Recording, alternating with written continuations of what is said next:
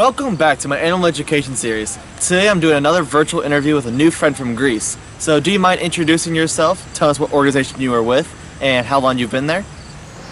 My name is Iucn, and I work with MOM, the Hellenic Society for the Study and Protection of the Monk Seal. I have been working with MOM for the past 4 years. When these seals are in your care, what factors do you guys use to determine whether the animal goes back to the wild or they stay in your care? A young monk seal that comes into our care will be ready to leave at about the same time at which it will be leaving its mother's care, so at around 4 months old. And how do these seals typically end up in your care? So, monk seal pups are born in the autumn, and they are born in marine caves with a beach inside. When the mother is away feeding, if there is a storm, the cave might flood and the water might drag the seal out, the young pup out. Unfortunately, the pup is not strong enough at that time to swim and against the current, and it is lost. Hopefully, it is stranded on a beach where someone might find it, and if that happens, they call us and we go to pick it up. Can these seals be found all over the Mediterranean Sea, or only in specific regions in the sea? The Mediterranean monk seal historically was distributed throughout the Mediterranean coastline. Unfortunately, as the population declined, it disappeared from the greater extent, and today it is found in Greece, on the mainland coast and on the islands, which hosts the largest proportion of the global population. It is found along the coast of Turkey and Cyprus, as well as in the Western Sahara, where you have a significant population of around 200 to 250 animals in Cabo Blanco. A small population is also found in the archipelago Madeira. I also saw on the website a lot of really interesting information talking about how Greece's shoreline is really jagged and rocky and makes it difficult to research these seals. Could you elaborate a bit more on that, please? That is very true. The complexity of the Greek coastline is so great, and the length of the coastline is such at 15 to 16,000 kilometers that it's actually a third of the total coastline of the Mediterranean. However, it is exactly because of this complexity that the monk seal managed to survive in Greece, because it could find these suitable marine caves with a beach inside that it uses to breed, and it also had these caves that were far from human societies. When these seals come out of the water, what kind of terrain do you usually find these seals in? So usually, when seals come out to rest, they use these marine caves that they also use to breed. All they want is a sheltered area with a beach inside to rest. When it comes to breeding and pupping, they are a bit more particular about the caves that they use. But when it comes to simply resting, they can use a small shelter with a sand beach, a pebbly beach, or even a rock platform.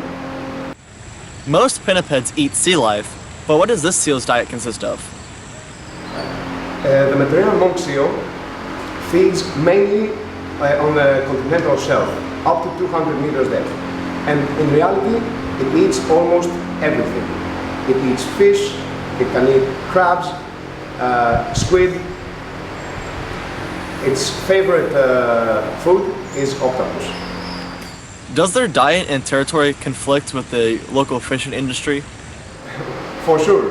In fact, the conflict with fisheries is the greatest threat for the Mediterranean monk seal. Because we have overfished and overexploited our seas, the Mediterranean monk seal, being a very smart and, may I say, cunning animal, has found a solution, which is to follow fishing vessels, especially small coastal fishing vessels.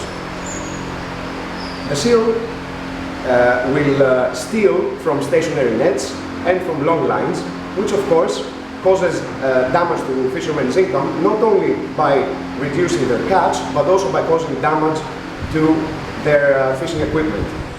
Do these seals have any natural predators out in the Mediterranean? In the Mediterranean, they don't really come in contact with anything that might eat them. Its single natural predator, let's say, is humans. What is the IUCN conservation status of these seals? So historically, this is a good point to mention. This historically, the monk seal is, as I said, it was distributed throughout the Mediterranean. In ancient Greece, it was a protected animal, protected by Apollo. It was considered a crime to kill a monk seal. Now, in ancient Greece, in fact, we have texts by Aristotle and even by Homer that describe the monk seal as living in open beaches in large colonies, much like most pinnipeds we know today. What factors have contributed to their IUCN status and their population decline? This changed, and the animal started being hunted to such an extent that it disappeared throughout the Mediterranean. Of course, the animals that were using open beaches in large colonies were the most vulnerable, and what we were left with today were the animals that started using secret and far away marine caves to breed. The main factor that contributed to this decrease in population historically was this very intensive hunting. 30 years ago, when MOM started its work, it was estimated that the population of the monk seal was around 200 animals in Greece. And that is the top estimate. Today, it is estimated that in Greece we have around 450 to 500 animals. How long has your organization been researching and caring for monk seals? MOM started working 30 years ago. A fun fact is that the monk seal back then, it was so rare and so understudied, very little was known about its biology and its ecology.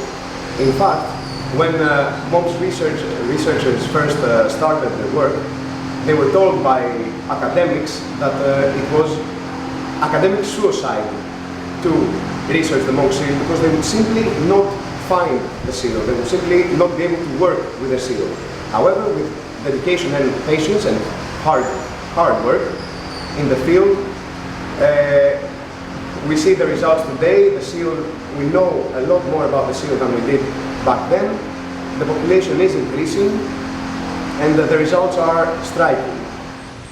Is your organization government funded or funded by private donors? Unfortunately, with the economic crisis in Greece, public funding is now almost non-existent. The state does what it can, but there are other areas that it needs to allocate funds to. Most of our funding comes from private foundations. Have you seen any growth in the seal population ever since you started your research and your education programs in Greece? I can say with certainty that our education and awareness programs, and not only ours, but every environmental organization's effort in this, has played the most significant role in the recuperation and increase in seal population. As I said, the greatest threat of intentional killing is now reduced. If you consider that 40 years ago, seals had a bounty on their head. If someone killed a seal, they received money by the state because they were considered a pest. And today, it is frowned upon, to say the least, to kill a Mediterranean monk seal. It is evident that this general increase in awareness of the broad public, the general public, has played the most significant role in this animal's future. Could you tell me a little bit more about the work that you're doing to educate people on how to preserve such an iconic species? A big part of our educational work has, of course, to do with children. We mainly focus on coastal communities and island communities, of course, but children are the future, and if you can get children involved, this can shape the whole face of society. Another big part of our work has to do with raising awareness amongst fishermen and providing information to fishermen about the value of this species and ways in which their interactions can be reduced and the economic impact that seals have on fishermen's equipment can be reduced. For the people watching, is there anything else you'd like to say about your organization and your work with these monk seals?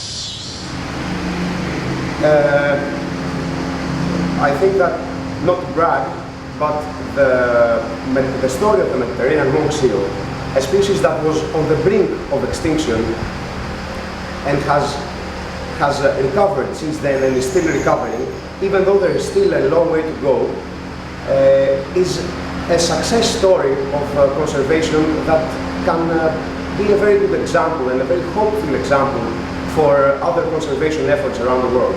There are many such stories globally, and I think that the Mediterranean monk seal is one of those stories. And thank you so much for providing another awesome virtual interview. And I really love doing these things because I got to talk to people from all over the world, as I mentioned in every single virtual interview. But it's awesome, I really love doing it. But I hope you guys enjoyed this week's episode. Don't forget to leave a big thumbs up down below, subscribe to my channel, and as always, check out my Instagram, @ColeShirk. And as always, I'll see you next week.